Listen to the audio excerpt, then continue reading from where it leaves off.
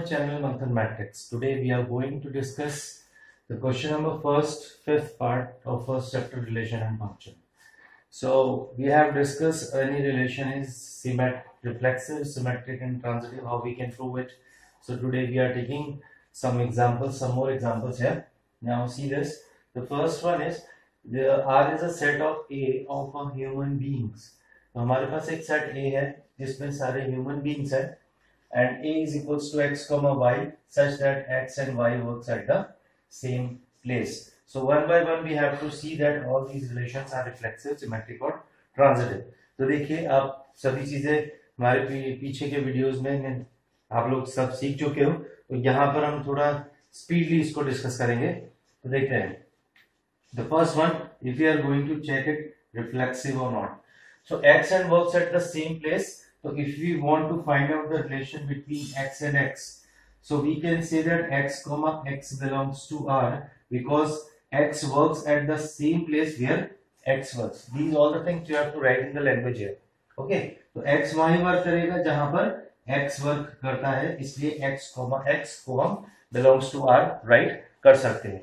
Got it? So it means we can say that the relation is a reflexive relation. Yes, this relation is a reflexive relation.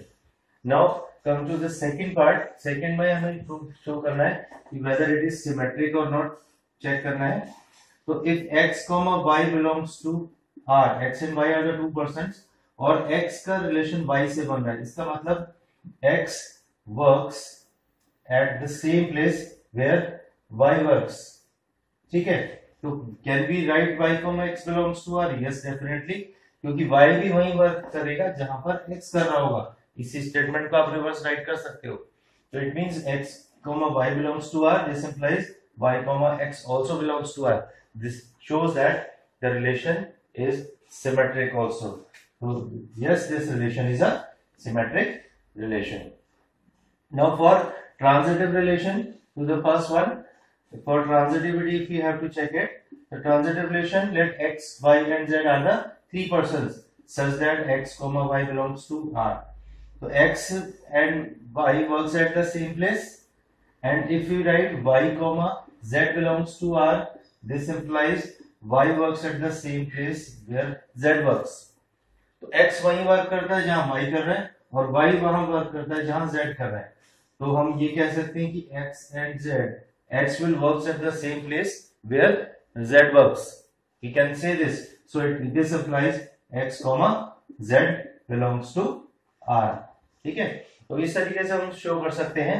तो all these things you have to write in the language. I am not writing it in proper language here, but you have to explain each and everything properly while giving the answers. So we can say that this relation is transitive also. The first relation is reflexive, symmetric and transitive. Now come to the second one. R is equals to x comma y.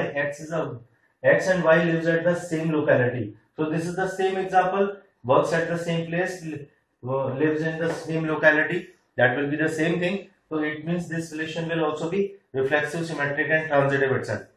तो अब बात करते हैं third one की. तो C, x comma y is such that x is exactly 7 centimeter taller than y. तो इसके लिए पहले हम reflexivity चेक कर रहे हैं कि x comma x belongs to R. Can we say this?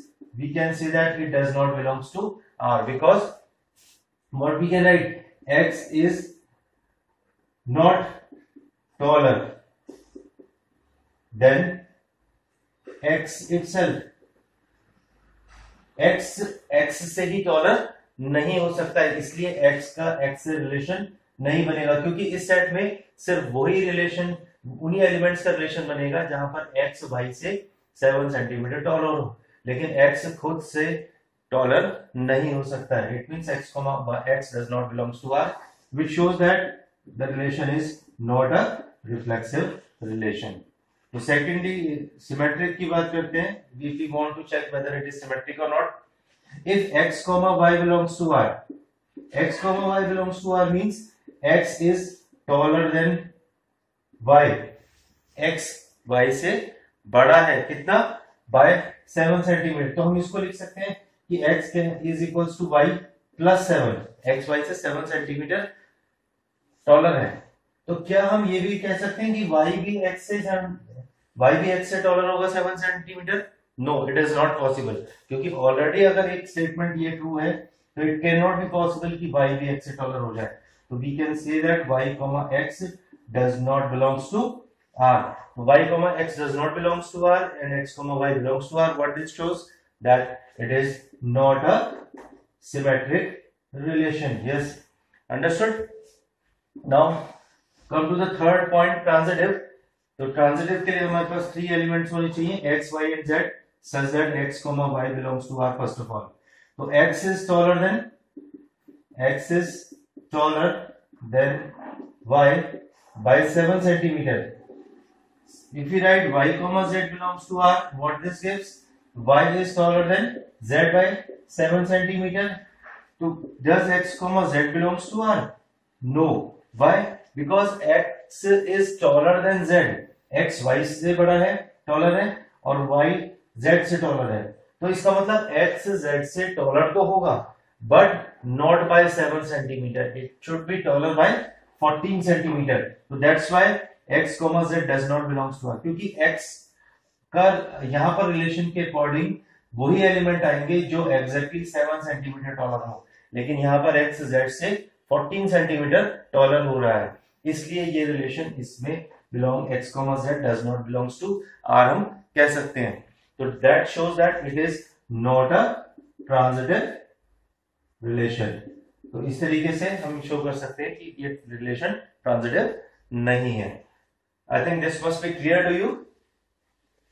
तो अगर आपको कोई प्रॉब्लम आ रही हो, थोड़ा मैं स्पीड से कर रहा हूं, तो आप पीछे के वीडियोस में जा करके बहुत डीपली मैंने उनको एक्सप्लेन किया है कि रिफ्लेक्सिव, सिमेट्रिक और ट्रांजिटिव हम किस तरीके से शो करते हैं. तो देखिए, डी पार्ट करते हैं. तो डी पार्ट है x is a wife of y. Can x be the wife of itself? No, never. So we can write x, x does not belongs to R. So it means the relation is not a reflexive relation. Got it? So x, if x, y belongs to R, x is a wife of y. So can y be the wife of x also? No, never.